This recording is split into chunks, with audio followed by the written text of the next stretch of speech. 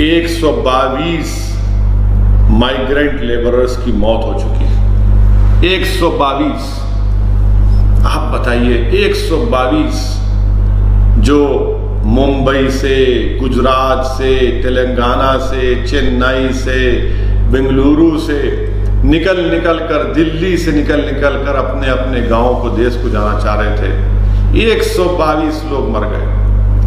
میں پوچھنا چاہتا ہوں بھارت کے وزیر اعظم سے کہ کبھی تو ایک ذکر تو کریے ان لوگوں کا۔ 122 لوگ وزیر اعظم، 30 سے زیادہ لوگ خودکشی کر لیے، جس میں ہمارے کسان بھائی بھی شامل۔ کچھ نہیں ہے ان کے پاس۔ اورنگ آباد میں پٹریوں پر تھک کر سو گئے، یہ غفلت میں سو گئے کہ ٹرین نہیں چلے گی، 16 لوگ مارے گئے۔ کوئی اخبار نہیں لکھتا، کوئی ٹی وی پر نہیں دکھایا جاتا کہ 16 میں مرنے والوں میں 8 آدیواسی گونڈ طبقے کے لوگ تھے۔ مگر ہمارے وطن عزیز میں چاہے مسلمان ہو، دلت ہو، آدیواسی ہو، غریب ہو، ان کی جان کی اہمیت نہیں ہے۔ اعلیٰ آزاد کے لوگوں کی، دولت مندوں کی جان کی اہمیت ہے۔ غریب کے آنسوں کی قیمت نہیں، غریب کی آہوں کی قیمت نہیں، غریب کی عزت کی قیمت نہیں، غریب کی بے بسی کی اہمیت نہیں، غریب کی مفلسی کی کوئی اہمیت نہیں، غریب کی جان کی قیمت نہیں۔ آج یہ ہم دیکھ رہے ہیں ہمارے ملک میں ہو رہا ہے۔ میرا سر شرم سے جھک جاتا ہے کہ شرمندگی ہوتی ہے کہ کیسے ہم ان غریبوں کو، ان مظلوموں کو ٹی وی پر، سوشل میڈیا پر تصاویر آتی ہیں کہ دلی سے ننگے پیر ایک غریب اپنا سوٹ کیس کھینچ رہا ہے اور ایک معصوم بچہ اس پر سو رہا ہے۔ کیسے نیند آتی ہوں گی دلی کے حکمرانوں کو؟ ایک سائیکل پر 5 آدمی کو بٹھا کر 800 کلومیٹر کا سفر طے کر رہے ہیں۔ کیسے اطمینان ملتا ہوگا دلی کے حکمرانوں کو؟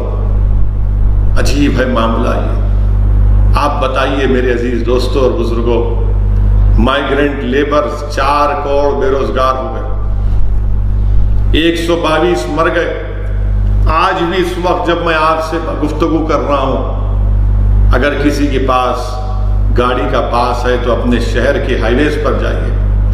اگر آپ ممبئی میں رہنے والے ہیں، اگر آپ گجرات میں رہنے والے ہیں، اگر آپ مہاراشٹرا میں رہنے والے ہیں، اگر آپ حیدرآباد یا پھر آپ بنگلورو یا چنئی میں رہنے والے، جا کر دیکھو ان ہائی وے پہ ایسا نظر آ رہا ہے کہ لوگ پیدل چل رہے ہیں۔ صحیح کہا ایک برطانیہ کے ایک اسکالر نے، کپیل کومی ریڈی نے، کہ ان مائیگرنٹ لیبررز کا پیدل چلنا، اپنے بچوں کو گود میں اٹھا کر ہاتھوں میں، پیروں میں چھالے پڑ رہے ہیں، مر رہے ہیں، 122 مر چکے ہیں۔ ایسا لگ رہا ہے کہ دوبارہ ہم کو پارٹیشن کے نظارے یاد آتے ہیں۔ صحیح کہا کپیل کومی ریڈی نے اپنے آرٹیکل میں۔ میرے عزیز دوستوں اور بزرگوں، انسانیت اگر کسی کے دل میں ہے تو دکھائیے اپنی انسانیت کو، دکھائیے اپنی انسانیت کو۔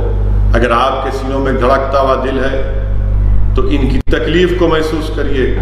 یاد رکھیے یہ جو کچھ آج ان غریبوں پر ظلم ہو رہا ہے، ایک حکومت نے، پھر سے کہہ رہا ہوں اور ہمیشہ کہتا رہوں گا کہ ان پلانڈ طریقے سے، بغیر سوچے سمجھے، ایک ملک بھارت کے وزیر اعظم نے دلی کے بادشاہ نے بیٹھ کر یہ فیصلہ لیا کہ اب میں لاک ڈاؤن کر دوں گا۔ معمولی سنگاپور جو حیدرآباد، ہمارے سکندرآباد کے سائز کا بھی نہیں ہے، وہ 8 دن 10 دن کی مہلت دیتا ہے۔ ہمارے وزیر اعظم نے کہا کہ لاک ڈاؤن چل رہا ہے، لاک ڈاؤن چل رہا ہے، غریب مر رہا ہے، کھانے کو کھانا نہیں ہے، دوائیں خریدنے کے لیے پیسے نہیں ہیں۔ جو محلے جات میں، میرے کانسٹیٹنسی میں جو 2 کمرے کے اسپتال چلتے تھے، جو غریب جا کر 70 روپے 80 روپے دے کر علاج کرتا تھا، وہ نہیں کر سک رہے۔ بڑے بڑے اسپتال میں کہاں پر جائیں گے؟ کون جا کر بڑے بڑے اسپتال میں اگر ان کو کنسیشن بھی مل رہا ہے یا کم سے کم پیسوں میں علاج بھی ہو رہا ہے اسرا ہاسپٹل میں اور اویسی اسپتال میں، تو وہ بھی ان کے پاس اتنی سخت نہیں ہے، اسپتال بھی چلانا ہے۔ مگر یہ سب ان پلانڈ طریقے سے۔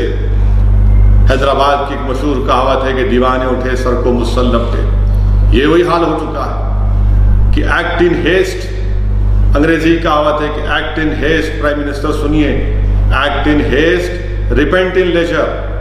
हाँ, मुझे यकीन है कि मेरी इन तमाम बातों का असर संघ परिवार और बीजेपी के चाहने वाले महबूबों पर नहीं होगा, क्योंकि इन बातों का असर तो उन लोगों पर होता है जिनके दिलों में एक धड़कता हुआ दिल होगा। मेरी इन बातों का असर सिर्फ उन इंसानों पर होता है जिनमें इंसानियत बाकी है।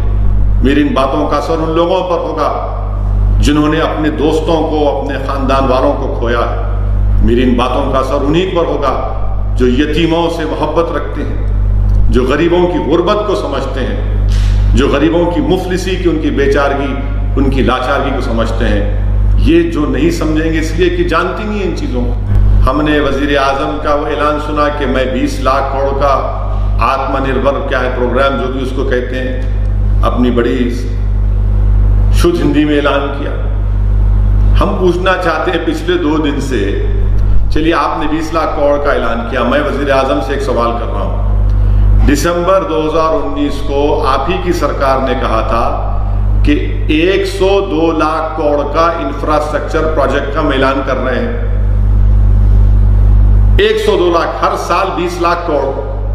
अब आप हमको बताइए वजीर आजम साहब, दिसंबर में 102 लाख करोड़ का इंफ्रास्ट्रक्चर का प्रोजेक्ट और आपका 20 लाख का, ये कौन सा सच है? कौन सच बोल रहा है, कौन झूठ बोल रहा है?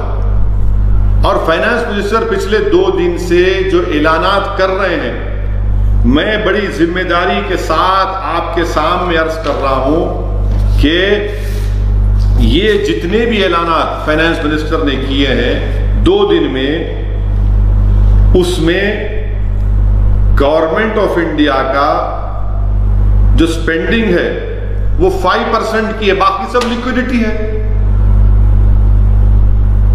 हम स्ट्रीट वेंडर को ऐसा करेंगे, एमएसएमई करेंगे, जाइए लोन लीजिए बैंक से। अरे बैंक, कौन सा बैंक देने तैयार है बताइए आप हमको।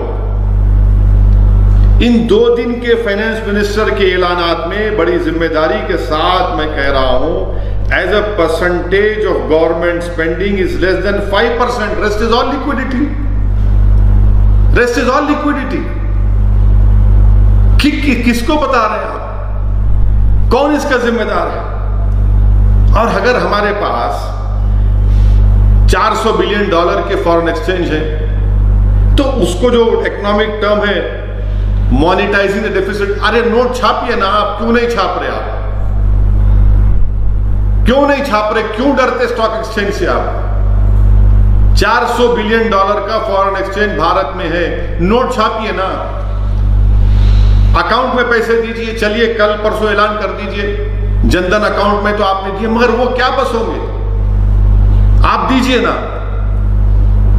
5-5 हजार रुपए डालिए गरीबों के अकाउंट में।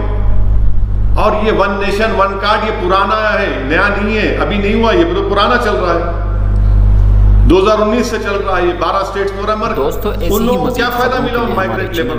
इस्लाम केराना को सब्सक्राइब करें। शुक्रिया।